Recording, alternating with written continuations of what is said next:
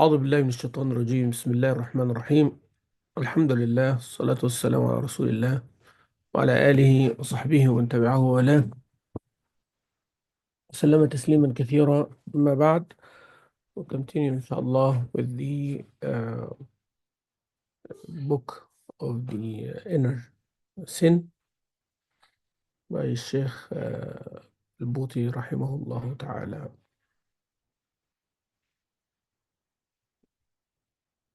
He said that among the results of this major danger of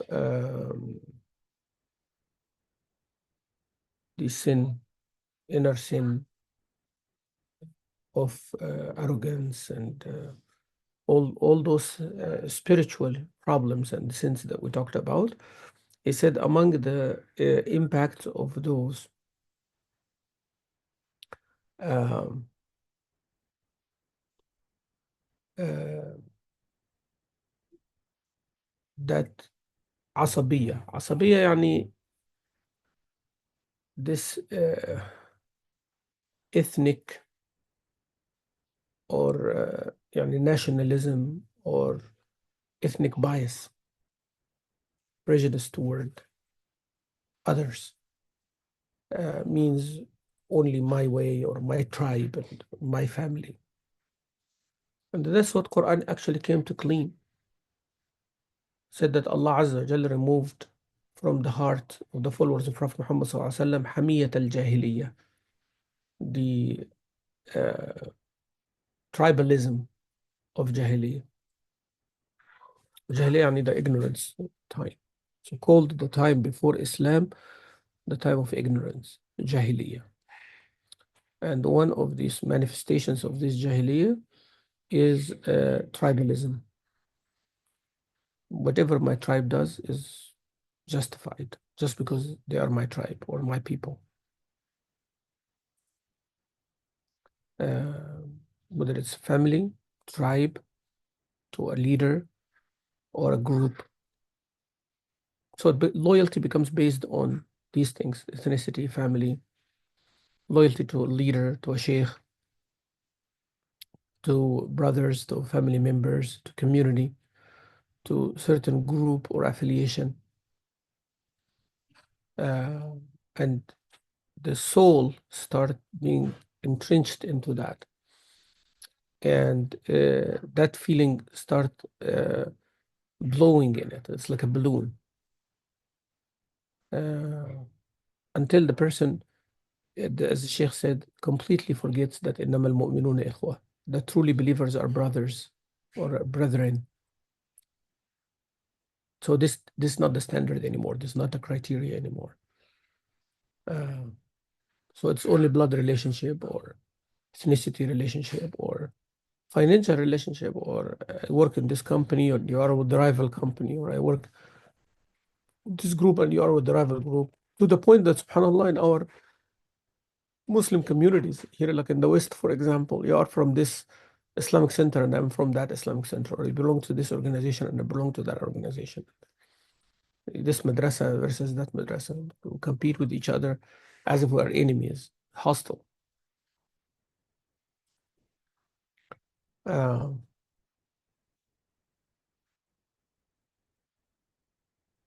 And you see that people start personalizing every idea.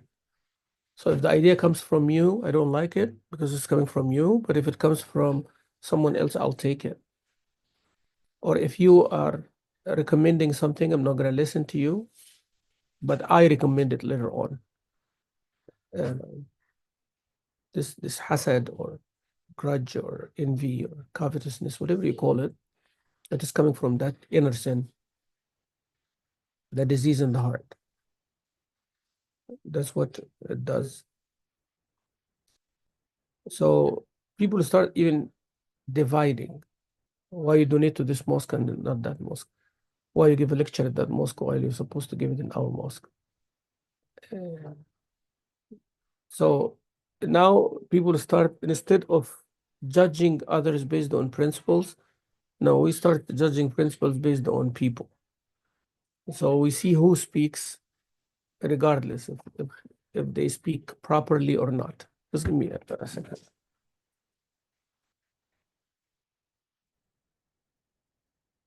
Yeah. So it goes from principles being sacred to people being sacred. Uh, Judging our affairs and our relations and our interactions based on the criteria of Quran and Sunnah. No, judging it based on people. The criteria is people and who speaks and who is affiliated with me and who is having issues with me and not. So that's a problem. Now we trying to put people on pedestals now, regardless of what they say. They say nonsense, but we respect them. And the respected people, they say very valuable things, but we don't respect them. Um, and people would not see any other way except the way that they are with. And then it results to another problem, which is thinking that haqq or the truth is what you believe it is haqq or the truth. And if people disagree with you, you fight it. And many people went astray because of that. It is okay to try to find the truth. It's okay to try to have a strong argument to be convinced. That's okay. Nobody is blaming you for that. But your intention should be actually looking for the truth. And whenever you find the truth, you do it. But if you start on the wrong foot by believing that what I have is right, then you start fighting to defend it, and you're not listening to the other side. Most likely, you're going to end up just defending what you have, regardless of how good the other argument is. That's called naive realism in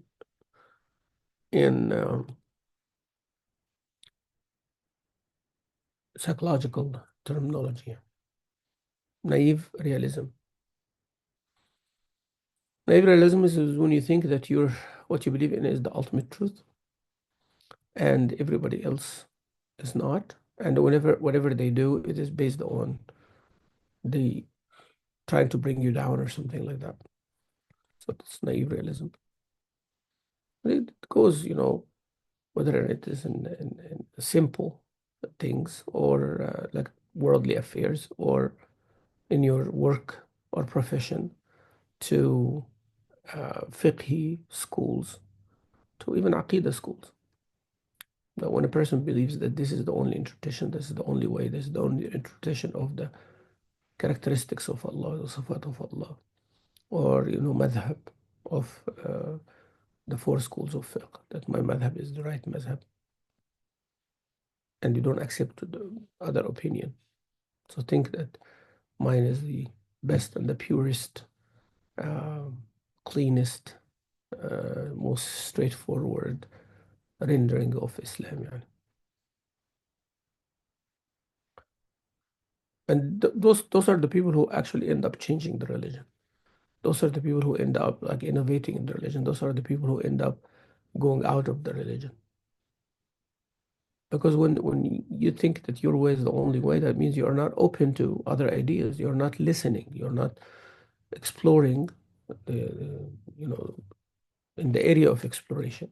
Of course, anything precise and decisive, we're not talking about that. No ijtihad with it. لا اجتهاد مع نص. يعني the clear Quran, clear Sunnah telling us something to do or not to do, we abide by that. There's no interpretations for that. That's not what we're talking about. We're talking about the areas that Allah left it open.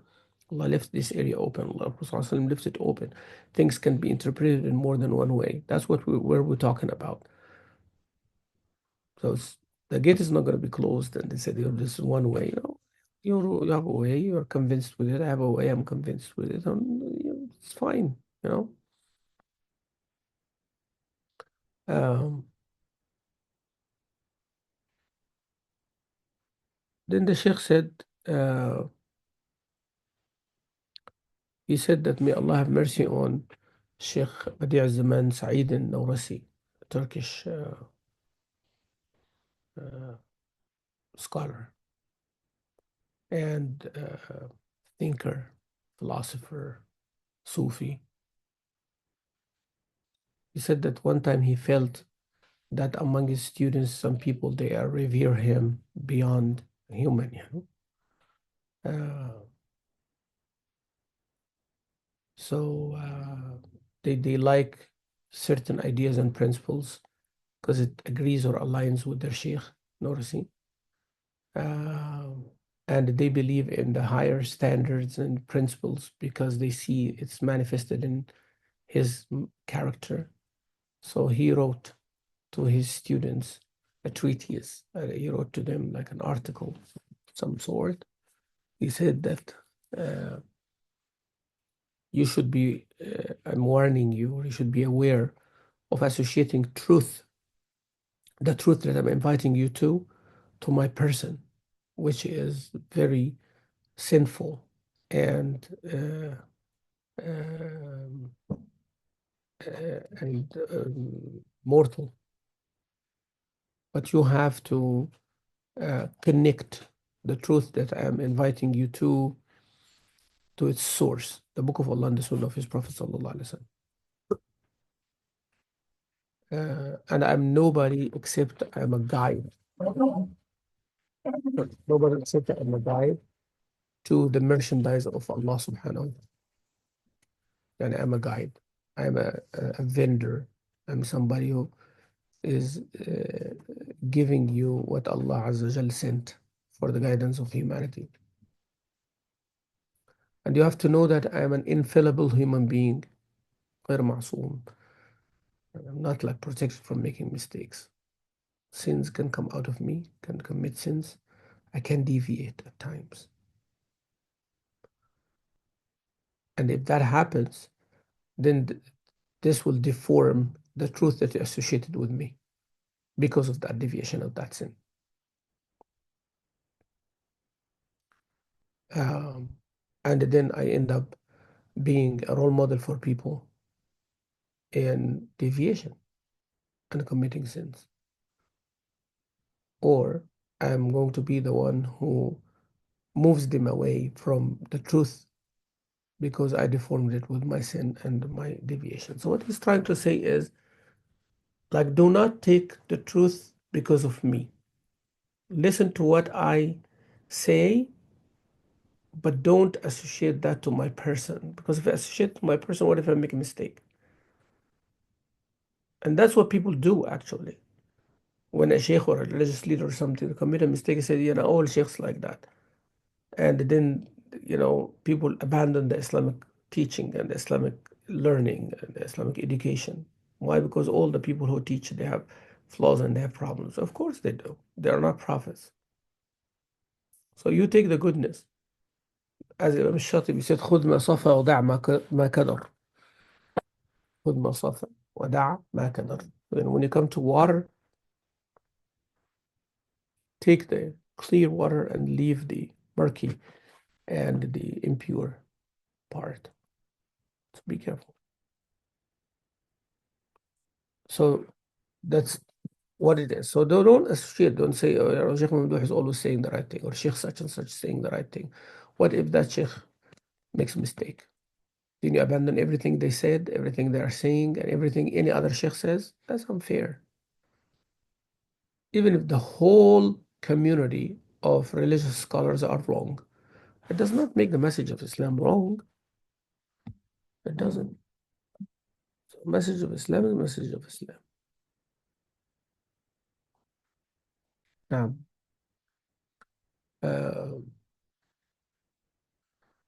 Sheikh al-Bouti said that why we have this tribalism or bias toward whom we know and our tribe and our family and all of that. He said it comes from selfishness. The individual himself is selfish, right? Um, so they revere themselves more than anybody else. Now, when they see certain things aligned with that, they want that. So if they see the family is serving their selfishness, well, I'm going to go for the family, community, nation, nationality. So it serves that. So it's selfishness and it's tribalism. Uh, they can be opposite also. So a person is selfish, he finds himself in being selfish and he's better than others, and that what fuels them and they move forward based on this. And some, they're not selfish, but they find that their value only coming from their family or their tribe. So the other one is selfish and everybody else is helping him and serving him. So if all for one,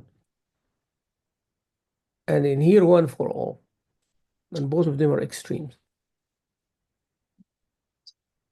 All of them are extremes.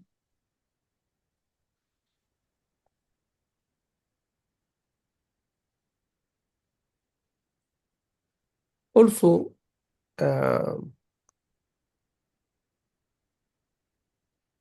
some people, as the Sheikh mentioned, they will look like as if they are defending the deen. Somebody attacks the religion, somebody attacks a principle of Islam, somebody attacks that. And while they are doing that, attacking it, they attack that person, personally speaking. So they're attacking a principle in Islam, but then they attack the person. The Sheikh said, you find that person becomes so angry and he becomes so passionate replying to that, but the actual reason was not, the actual reason was not they're defending the actual principle of Islam. It is rather they are defending themselves, replying about what happened to them. They get intimidated. They felt they felt humiliated or unhappy, and they are not defending the religion of Allah. They're defending themselves.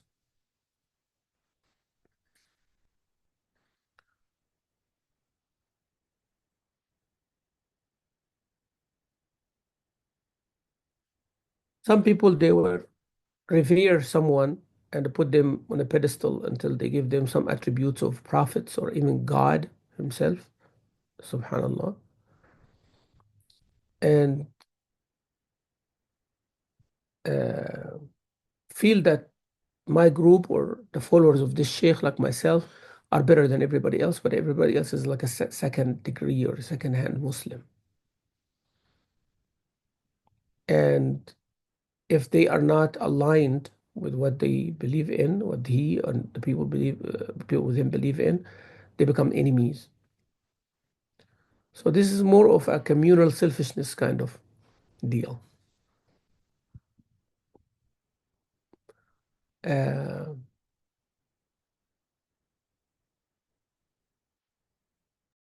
so the Sheikh said, how can we treat that asabiya or that tribalism and that uh, favoritism toward a group over the other?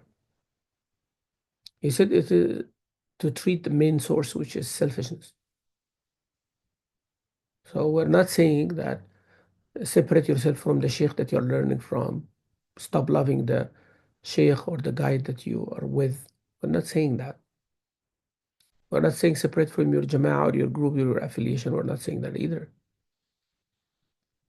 That it starts with the realization that none of those, your sheikh or organization or affiliation, is the goal. They are just the means to reach the goal, which is to please Allah subhanahu wa ta'ala and live on this earth according to His way until we meet Him subhanahu wa ta'ala. Period. If anything or any way leads you to that, while that means is halal, of course, then it's okay. So those are means, not goals.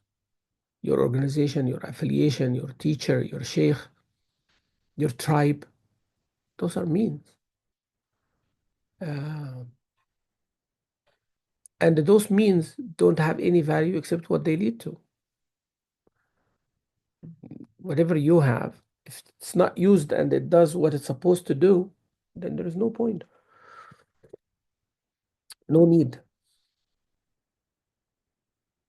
So the Sheikh said, once you realize that, you know that your loyalty supposed to be the real goal, which is Islam in itself. And you go through that through the sheikh or the group or the affiliation.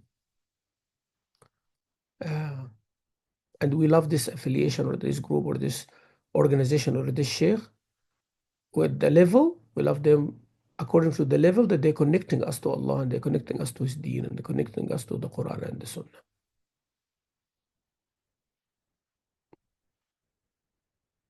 No. And then you will not have a relationship with that sheikh except based on that criteria. Is he bringing me closer to Allah or not? Is she bringing me closer to Allah or not? Is taking care of my health and going to the gym and making exercise taking me closer to Allah or not? And you go from there. If the answer is no, then you have to reconsider, find alternative. And you don't let the love of anybody or any affiliation or any organization distract you from abiding by the rules of Allah subhanahu wa ta'ala and the judgment of Allah subhanahu wa ta'ala.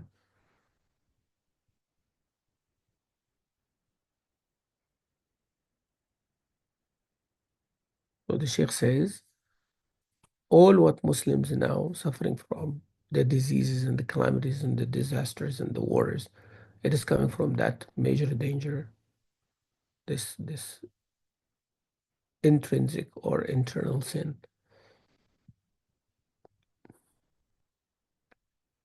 And he said, if it is not there, that major sin of internal negativity,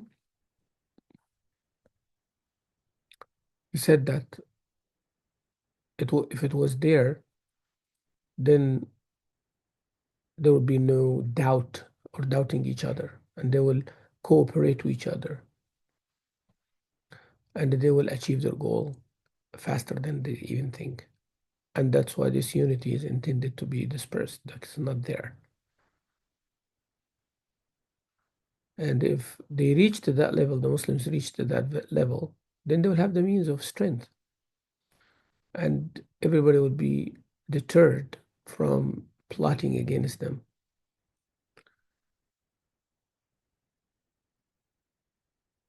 Um,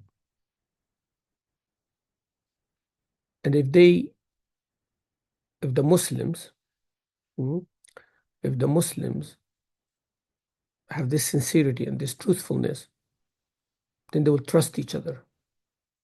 They will cooperate with each other. They'll be united with each other. And they will get to their goals the easiest way possible. And everybody will be deterred from them. And their dignity will come back. Their serious status among the nations will come back over this earth. But when their hearts, the Sheikh says, when their hearts are distracted and attached to the world and its affairs, the worldly adornment and the decoration, money, status, impact, physical or financial impact, lusts and desires. So what was the result? They started competing about those things among each other. And then they will prefer themselves over others. So their hearts became a place where negative um, characteristics fester, like grudges, hatred. Um, they started having envy toward each other or looking down upon each other. And they started doubting each other, and hence this trust have been erased from their hearts. So they failed the test that Allah did for them. The enemies also decided, they figured out what are the defects and the diseases that this ummah has. So they started focusing on it and applying pressure into it and took and planned the shortest cuts where they devour the Middle East.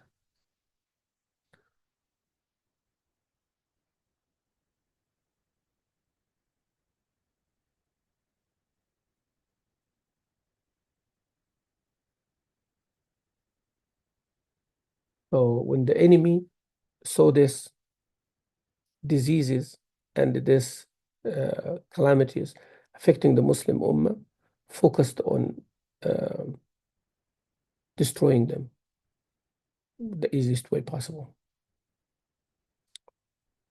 But what you see, uh, the Sheikh says, what you see over all these calamities and all of that, that people care about Islam and inviting to Islam and drawing plans and ideas about Islam does not move much. You can look around you. It's just talk. And look at what's happening to the Muslim Ummah, devoured from all sides. While the Muslims talking about, reform and this and that, but nothing happening, nothing moving forward. So the Sheikh basically saying, if it is serious, the results would have been serious. If it was sincere, the results would have been very effective. And we can see that on individual levels, by the way. You can see that on individual levels. When you put some effort, when you put heart into the work, you find the fruits coming, small but consistent. And when people start giving up, the fruits will die, the tree will die. Uh, so if it happens on the level of an individual, it can happen on the level of the family, it can happen on the level of the society and the community. But when you see nothing is happening, then this religion and this practice just a show.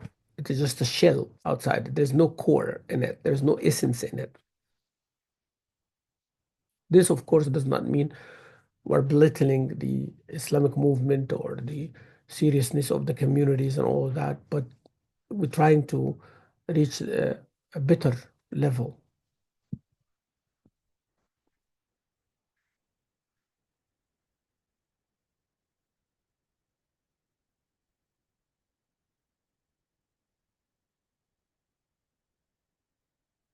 So this is basically the problem, as the Sheikh um, yeah, describes it. The inner sin of weakness, not connected to Allah Azza wa Jal, leads to selfishness, leads to the criteria being worldly, being material, and then people will compete on this worldly and material uh, level. Everything, this is the criteria of success. And they will be distracted away from Allah subhanahu wa ta'ala. And they lose their power on the individual level, the family level, and the community level. To treat that, you have to reverse all of this. Um, we cannot know the treatment in details unless we describe the disease, the diagnosis in details. Inshallah, we stop here, and next time, inshallah, we talk about some of the ways of treating this sin that destroys the individual and it destroys the societies. Allahu musta'an wa a'la وأكبر وأكمل صلى الله وسلم وبارك على سيدنا محمد والحمد لله رب العالمين.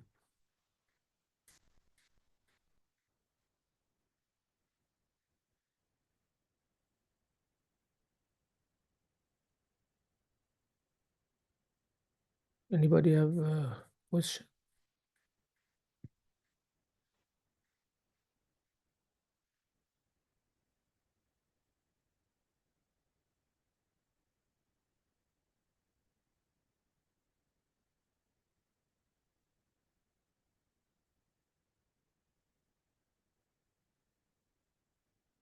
You can unmute yourself if you want to ask a question.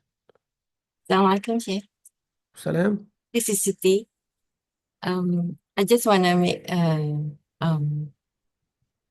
comparison, like between this book and the book before. The book before was Disciplining the Soul, and this book is title is Inner Sin. So what I find is the discussion here is about the problems in a community, as compared to the previous one is problems Individual. in individual. Yes. Sorry. Oh, the scholars always, very good observation. The scholars always work on the two. That's why whenever I coach somebody or mentor somebody, I say you're going to read more than one thing on the same topic because they handle it differently, right? They handle it differently. There are many reasons for that. Like some of the scholars intentionally doing that, they are working on the individual. So if we fix or help somebody fix what they have one person at a time, automatically the society is going to be fixed after a while. And sometimes we talk about the society in general because everybody shares the same problem. And if you address them as a jama'ah, then they function as a jama'ah. So, but it doesn't work interchangeably, not necessarily. So sometimes, you as a coach or as a mentor, as a sheikh or as a leader, have to prescribe the specific medicine for the specific situation. It's a complicated thing, but in my opinion, you have to do both. So there has to be certain people you address them one-on-one and individual, and there are certain groups that they need to be addressed as a group. So yes, some of the scholars and some of the scholars are affected by some political, social, relationship issues that they had at their time, and that made give them the incentive to write these books.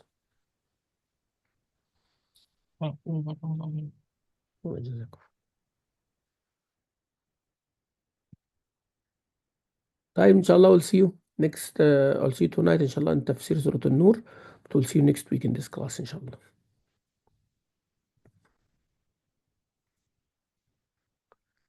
السلام عليكم ورحمة الله. Waalaikumsalam warahmatullahi wabarakatuh.